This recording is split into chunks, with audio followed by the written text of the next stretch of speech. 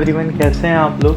तो आज आपको मैं बताऊंगा श्रीखंड महादेव, जो कि 18,500 फीट की ऊंचाई पर हैं और बहुत ही मनमोहक ये पर्वत हैं। यदि आप ट्रैवलिंग में थोड़ा सा रिस्क लेना चाहते हैं, एडवेंचरस रखना चाहते हैं, तो आप यहाँ ज़रूर जा सकते हैं। मैं इसकी विशेषताएं आपको बता देता हूँ। यह शंकर जी के 5 जो मेन जो पर्वत हैं, जो 5 शंकर जी के पर्वत माने जाते हैं, जिसमें पहले नंबर पर आता है कैलाश पर्वत, दूसरे पे आता है मणि महेश, तीसरे पे आता है किन्नौर कैलाश, चौथे पे आता है आदि कैलाश और 5वां पर्वत है श्रीखंड महादेव, जो कि बहुत ही दुर्गम है। यहाँ तक पहुँचना, यहाँ का रास्ता बहुत ज़्यादा कठिन है और बीच में 2 से 3 सालों के बीच में यहाँ काफ़ी डेथ भी हुई हैं। तकरीबन 35 से 36 लोगों की डेथ हुई है। तो और प्रशासन के आदेश के अनुसार ही यह यात्रा चालू होती है और यह महज सिर्फ 10 या 20 दिन के लिए ही अलाउ होती है। तो इस साल की डेट आई नहीं है, पर पिछली साल यह डेट 15 जुलाई थी और 15 जुलाई में अगर आप जाना चाहते हैं तो 10 से 14 जुलाई के बीच में आप रजिस्ट्रेशन कर सकते हैं। इसमें आपको जाने के लिए पहले फिजिकल फिटनेस, शारीरिक जांच प्रमाण पत्र, और वहाँ पर आपको जो डॉक्टर्स चेक करेंगे वो वेरीफाई करेंगे कि यहाँ आप चढ़ने के लिए फुली फिट हैं, तो उसके बाद ही आप जा सकते हैं। और आप तो भी ध्यान रखें, अगर आप शारीरिक या मानसिक रूप से कमज़ोर हैं तो प्लीज़ अपनी जान बिल्कुल जोखिम में ना डालें और इस जगह ना ही जाएं तो बेहतर है।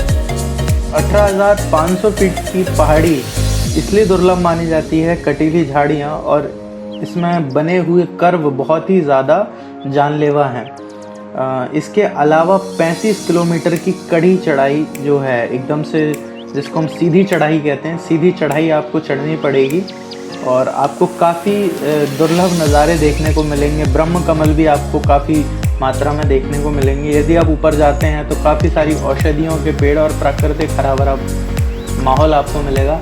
आप हेवन देखना चाहते हैं तो आपको स्वर्ग यहीं मिलेगा, यह मैं दावा कर सकता हूँ। आप एक बार जाकर देखें। इसी के साथ इस पर्वत की एक और मान्यता है कि जो भी व्यक्ति इस पर्वत पर एक बार चढ़ जाता है वह अपनी पूरी ज़िंदगी में एक ही बार यह साहस कर सकता है। तो आप इस ट्रिप की शुरुआत कर सकते हैं दिल्ली से। दिल्ली से आपको पहले शिमला जाना होगा।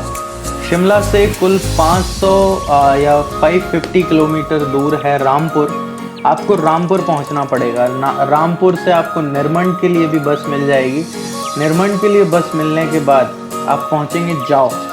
तो जाओ से फिर सिंघाड़ की चढ़ाई है 3 किलोमीटर, सिंघाड़ से थाचुड़ की चढ़ाई है 12 किलोमीटर, थाचुड़ से काली टॉप 3 किलोमीटर, काली टॉप से भीम डाबर 7 किलोमीटर, भीम डाबर से पार्वती बगीचा 2 किलोमीटर और पार्वती बगीचा से श्रीखंड महादेव सिर्फ 5 किलोमीटर। इतनी चढ़ाई आपको चढ़नी होगी।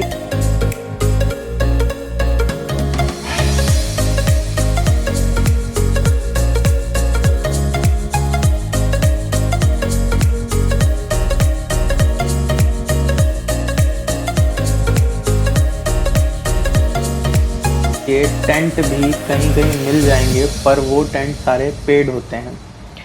ध्यान रखें, कुछ सामान अपने पास रखें, जैसे कि बरसाती, क्योंकि बारिश वहाँ कभी भी हो सकती है, तो बरसाती अपने साथ रखें। उसके अलावा सामान कम से कम रखें तो बेहतर है।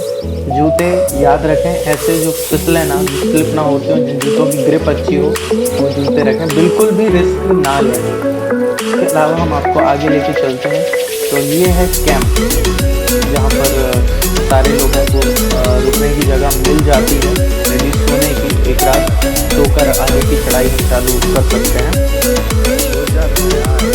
वहाँ पर आपको काफ़ी लोग मिल जाएंगे, पर यह बात निश्चित नहीं होती कि वह आपके साथ ऊपर तक जा पाएंगे या नहीं जा पाएंगे। पर हाँ, आपको कुछ लोग थाचुड़ पर मिल जाएंगे। ये जो जगह आप देख रहे हैं ये थाचुड़ है। देखिए कितनी ब्यूटीफुल जगह है। चारों तरफ ग्रीनरी है। इसके अलावा दूर दूर तक जंगली फूल।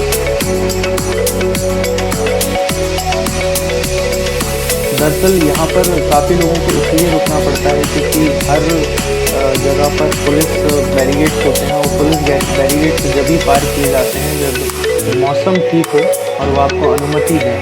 उसके अलावा अनुमति नहीं मिलने पर यहीं आपको कैंप में ही रुकना पड़ता है। कई लोग तो 7-7 8-8 दिन तक यहीं रुके रहते हैं, उन्हें परमिशन नहीं मिल पाती आधे जगह तक आने के बाद। काफ़ी बार ऊपर का मौसम बहुत ज़्यादा, वहाँ पर बर्फ़ फिसलना, काफ़ी बार ये सब चीज़ें हो जाती हैं। यही कैंप है जिसमें आपको थोड़ा बहुत खाने का नॉर्मल चीज़ें जैसे दाल चावल वगैरह आपको मिल जाएगा, लेकिन वो सारी चीज़ें आपको पेड ही होंगी। इसके अलावा आप देख सकते हैं कितना ब्यूटीफुल सीनरी है चारों तरफ।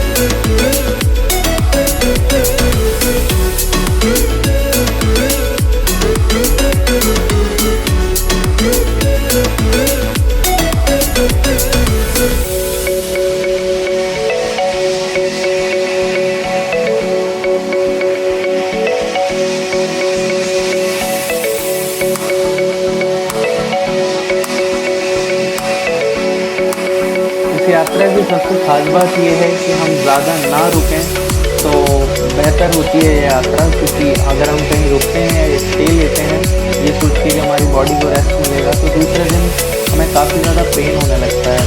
और सबसे मुख्य बात यह है कि इस यात्रा को तय करने वाले लगभग लोग पहाड़ी होते हैं, और पठारी लोग इन जगह पहाड़ी इलाकों में कम गए हुए होते हैं, इसलिए हमें बहुत ज़्यादा एफर्ट लगाना पड़ता है ऊपर चढ़ने के लिए। तो याद रखें, आप जितना रेस्ट करेंगे उतना टाइम भी रुकेगा। नॉर्मल फीवर आपको आ सकता है, तो इसमें कोई भी घबराने वाली बात नहीं है। नॉर्मल मेडिसिन हमेशा अपने साथ रखें, लाइक कॉम्बो प्लान।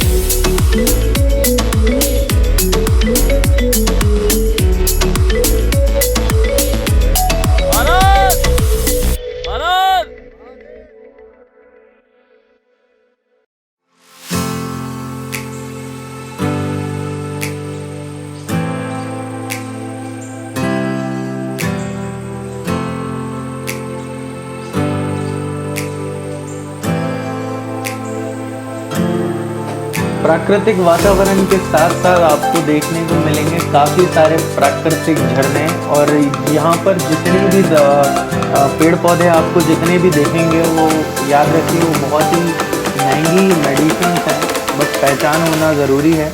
और ये जितने भी झरने आपको यहाँ पे मिलेंगे इनमें एकदम प्योर वाटर होता है, एकदम फिल्ट वाटर होता है, इसको आप पी सकते हैं। बहुत ही साफ़ पानी होता है, बहुत मीठा भी होता है।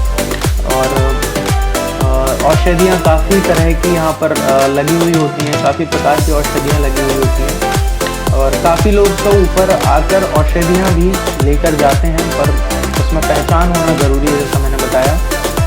इसके अलावा पूरा का पूरा एरिया सिर्फ सीनरी जैसी जगहों को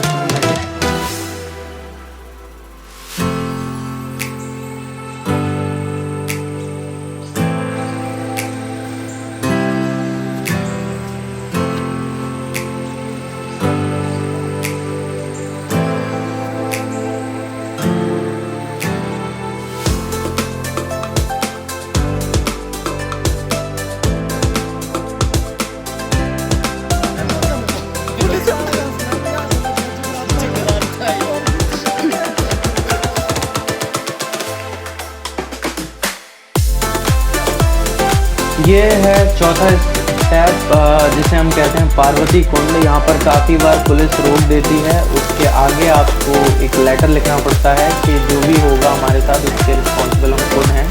उसके बाद जाने वाले में कुछ ही लोग बचते हैं, काफ़ी सारे लोग वहीं से क्विट कर देते हैं, वापस चले जाते हैं। पर अगर आप ऊपर जाना चाहें तो आपको पुलिस को वो लेटर देने होंगे, तो आप यहाँ से ऊपर जा सकते हैं जी। ये है वो ग्लेशियर। यहाँ पर थोड़ी सी सावधानी ज़रूरी है क्योंकि ये काफ़ी जगह इसमें पानी भी है जिसमें आप अंदर जा सकते हैं। यहाँ पर ऑक्सीजन की थोड़ी सी कमी होती है तो आपको सांस लेने में प्रॉब्लम होगी, आप बोलेंगे तो सांस फूलेगी।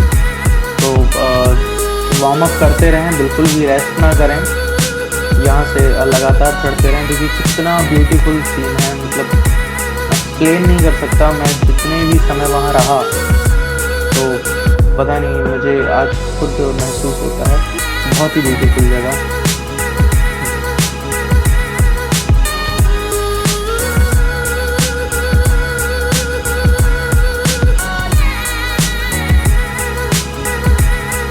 पार्वती कुंड यूँ तो बर्फ़ से जमा हुआ होता है, पर ऐसी मान्यता है कि आप जब भी ऊपर की ओर चढ़ें तो उसमें से आपको पानी पीना ज़रूरी है। बट महज वो पानी इतना ठंडा होता है कि आपके मुंह तक पहुंचते ही वो बर्फ़ हो जाता है। तो आप अंदाज़ा लगा सकते हैं तापमान के बारे में। पर हाँ, जो स्वर्ग अगर हम किसी को कह सकते हैं तो वो आपके सामने है। और यहाँ पर पहुँचने के लिए कोई भी घोड़ा या खच्चर आपका सहारा नहीं बन सकता। ये एकदम खड़ी चढ़ाइयाँ होती हैं।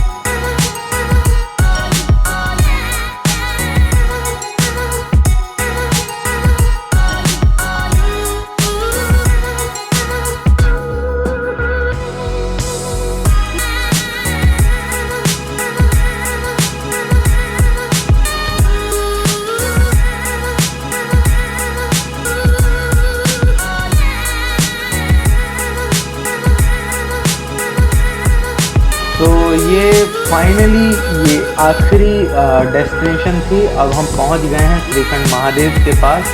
तो 72 फुट का शिवलिंग है जो कि काफ़ी बड़ा है, आधा बर्फ से ढका हुआ है। इस वक्त काफ़ी मौसम बिगड़ा है यहाँ पर, कुछ ही लोग पहुँच पाए हैं। महज यात्रा शुरू करते वक्त यहाँ पर 300 से ऊपर लोग थे, पर यहाँ पर पहुँचने वालों की संख्या सिर्फ 25 या 24 ही है। 24-25 लोग ही पहुँच पाए हैं। और आप देख सकते हैं सामने ये है वो जगह। आसपास आपको चारों तरफ धुंध दिखेगी, दोनों तरफ बहुत ही गहरी खाई है। तो याद रखें, बिल्कुल हमें संभल के चलना है, बिल्कुल भी नज़र से दूर नहीं होना है, हमें एक दूसरे के साथ ही चलना है। ये है वो शिवलिंग, 72 फीट का है। और यहाँ तक पहुँचना सबसे कठिन माना जाता है 5 पर्वतों में। ये देवी जी हैं जो श्रीखंड महादेव के जस्ट सामने बनाई गई है। सॉरी, प्राकृतिक बनी हुई है, माफ़ कीजिएगा, ये प्राकृतिक बनी हुई है। लौटते समय आप ध्यान रखें, मौसम बिगड़ने के कारण काफ़ी लोग अलग हो जाते हैं, काफ़ी लोगों के डिसीजन बदलने लगते हैं। काफ़ी लोग कहते हैं हम जा रहे हैं, काफ़ी लोग बोलते हैं नहीं अभी मौसम ख़राब है, हम यहीं रुकेंगे। तो आपको बिल्कुल भी रुकना नहीं है। आप चाहें तो अकेले वहाँ से नीचे की तरफ उतर सकते हैं, क्योंकि अगर मौसम ख़राब हुआ ऊपर तो आपको कुछ भी स्टे करने को नहीं मिलेगा, और ना ही ऊपर कुछ स्टे करने को है। और मौसम सुधरने में कितने दिन लगेंगे ये कोई अंदाज़ा नहीं लगा सकता है। तो इसलिए कम से कम समय में, क्योंकि ऊपर ऑक्सीजन की भी बहुत कमी होती है, तो कम से कम समय में दर्शन करके तुरंत नीचे पार्वती कुंड की तरफ जाइए। हाथ फूलने लगते हैं बहुत ज़्यादा और सूजन आ जाती है हाथों में ठंड के कारण, बट चलाते रहिए, बिल्कुल भी बैठिए मत। अगर आप बैठेंगे तो खून जमता रहेगा आपका। और लौटते समय आप कुछ जगह स्लाइड कर सकते हैं, क्योंकि बर्फ़ की बहुत गहरी गहरी खाइयाँ मिल जाती हैं वहाँ पर। तकरीबन कई खाइयाँ तो हज़ार मीटर की हैं, तो इतनी लंबी हम राफ्टिंग कर सकते हैं। बट याद रखें कि उस बर्फ़ में गैप नहीं होना चाहिए, अदरवाइज़ आप अंदर चले जाएंगे और फिर बहुत ही मुश्किल है सब कुछ। और वहाँ पर आप जो भी करें वो आपका ओवन रिस्क है। तो